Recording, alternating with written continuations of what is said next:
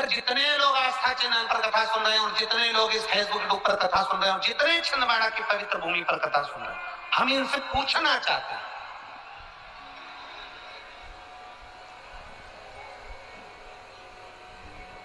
5 व्रत नहीं, 6 व्रत नहीं, 7 व्रत नहीं, 11 व्रत नहीं, हमारे सनातन धर्म में तो 11, 21, 51, बोलो सही है, 7, 5 ऐसा नियम चला आया है हमारे सनातन धर्म का कि 5 व्रत करना है, 7 व्रत करना है, नवरात्रि के 9 व्रत करना है, 11 व्रत करना है, 21 व्रत करना है, 31 करना है, 108 करना है, 1008 करना है। ऐसा नियम हमारे शास्त्रों का चला आया। फिर आखिर 5 व्रत नहीं, 7 व्रत नहीं, 6 व्रत नहीं, 4 व्रत नहीं, 3 व्रत नहीं, 16 व्रत का नियम कहां से आया? 16 व्रत ही क्यों?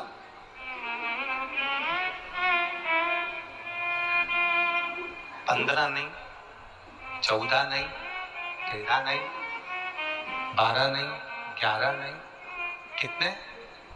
16। इस 16 व्रत का नियम कैसे? ये कहां से आ गया 16 व्रत का नियम? कोई आपसे पूछ सकता है? आपके घर के बच्चे कह सकते हैं, मम्मी ओ माँ क्या कर रही हो? माँ ने कहा बेटा मैंने 16 सोमवार के व्रत उठाए। 16 सोमवार के व्रत उठाए? उसमें बेटा शाम के समय जब तीसरा पहर होता है, प्रदोष काल होता है, प्रदोष का जो समय होता है, शाम का जो समय होता है, उस शाम के समय पर हम 16 सोमवार का पूजन करते हैं। शिव जी का शिवलिंग का निर्माण करना या शंकर भगवान का शिवलिंग घर में उसकी पूजन अर्चना करना, उसका निर्माण करना और पूजन करके जो भी चीज से हमने सोमवार करे हैं, जो 16 सोमवार के प्रथम सोमवार में चूरमे से करो, चाहे तुम बेलपत्री से करो, चाहे तुम मिश्री से करो, जिससे तुम पहला व्रत करोगे, 16 की 16 व्रत उसी चीज से होंगे, उसी प्रसाद से होंगे। तो बच्चे कहेंगे माँ ये 16 व्रत का विधान कहां से आया? 16 व्रत का नियम कहां से आया? आपके बच्चे पूछ सकते हैं, आपसे पूछेंगे, आपके बच्चे आपसे पूछेंगे कि ये 16 व्रत का विधान कहां से आया, 16 व्रत का नियम कहां से? तब आपको बताना है।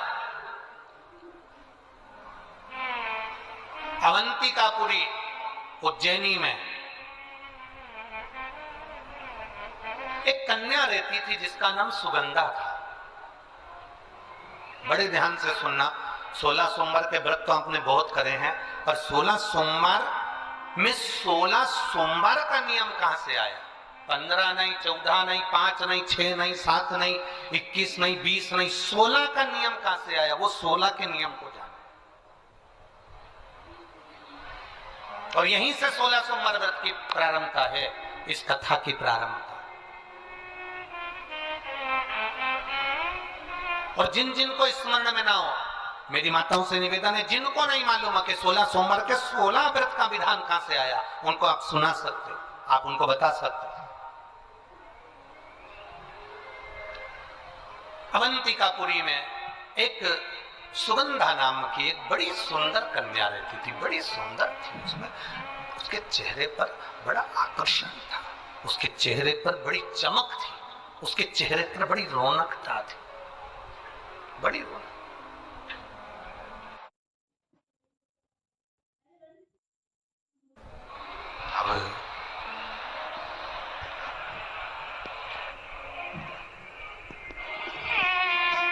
उसकी माता सुगंधा की जो माँ थी, सुगंधा जो कन्या थी, उसकी जो माता थी जिसका नाम रेणुका था, वो रेणुका एक काम बड़ा विचित्र करती थी।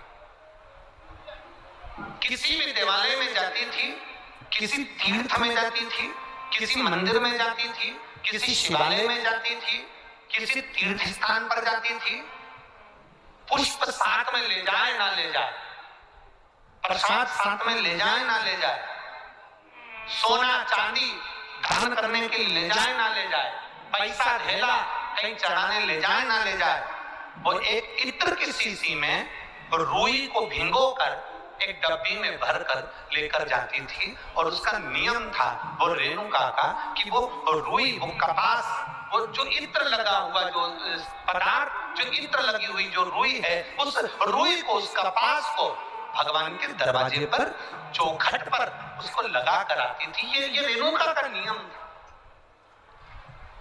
ये सुगंधा की मां का नियम था।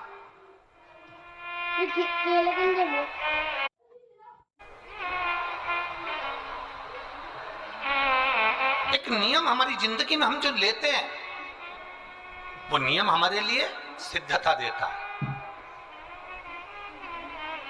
आप में से कई माताएं ऐसी बैठी होंगी जिन्होंने नियम लिया होगा कि मैं शिव जी के मंदिर में जब भी जाऊंगी, मैं देवाधिदेव महादेव के मंदिर में जब भी जाऊंगी, मंदिर में जब भी पहुंचूंगी तो वहां झाड़ू लगा दूंगी, वहां पोछा लगा दूंगी। बैठी हैं ऐसी माताएं यहाँ पर जो मंदिर में जाकर कभी झाड़ू पोछा लगा देती हो हैं? तो आप जाकर शिव के मंदिर में बुआरी लगा रहे हो, झाड़ू लगा रहे हो, पोछा लगा रहे हो, या जो बहुत सारे दिए लोग लगाकर चले जाते हैं, जलाकर चले जाते हैं, दिए ठंडे हो जाते हैं, उन दियों को भरकर एक डलिया में, एक खोखे में, एक जगह पर ले जाकर आप रख देते हो, उसका पुण्य कितना है? शिव महापुराण की कथा करी, कितना पुण्य।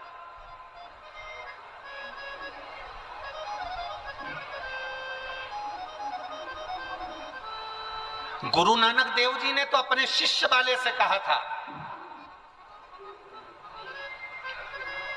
गुरु नानक देव जी अपने शिष्य से कहते हैं, संत शिरोमणि में भी शिरोमणि परम पूज्य गुरु नानक देव जी अपने शिष्य बाले से कहते हैं, बाले सुन, भंडारा करने वाला भंडारा करे, लंगर करने वाला लंगर करे, चखने वाला चखे, करने वाला करे।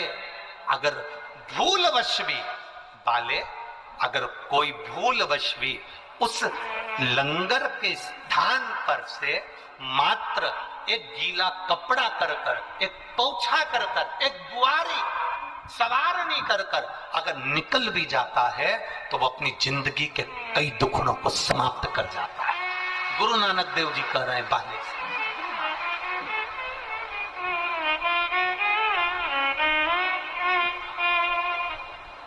अब शिरोमणि संतों में शिरोमणि गुरु नानक देव जी कहते हैं कि कोई लंगर करे, कोई लंगर चखे, मतलब कोई भंडारा करे और कोई भंडारा खाए, कोई लंगर करे, कोई लंगर चखे।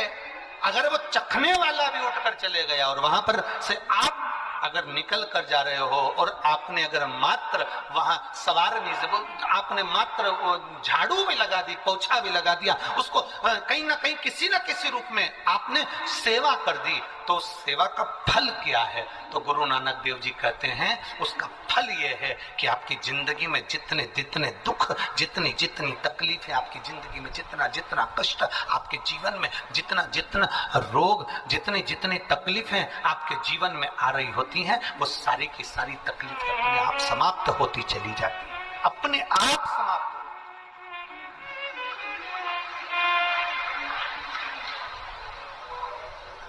अब रेणुका नियम था, एक इत्र की शीशी में से इत्र निकाल लेती थी, उस इत्र को रेणुका वो भगवान की जो चौखट थी, भगवान का जो द्वार था, भगवान की जो दरवाजा था, भगवान का जो द्वार था, भगवान की जो चौखट थी, उस चौखट पर उसको लगा देती रेणुका। उसका फल क्या मिला? अभी इस पत्र के माध्यम से अपन ने सुना, इन्होंने जो फोटो लगाए करे सब, इस पत्र के माध्यम से अपन ने देखा कि डॉक्टर ने कह दिया, डॉक्टर ने बोल दिया कि गर्भाशय में जो बच्चादानी है उसमें इतना तत्व नहीं, इतना बल नहीं है उस बच्चेदानी में कि वो बच्चा सहन कर ले। पर पहले भी आपको कथा में कहा, देवता देते हैं पल्ला झाड़ कर और महादेव देते हैं छप्पर झाड़। ये महादेव की देने की रीति बड़ी विचित्र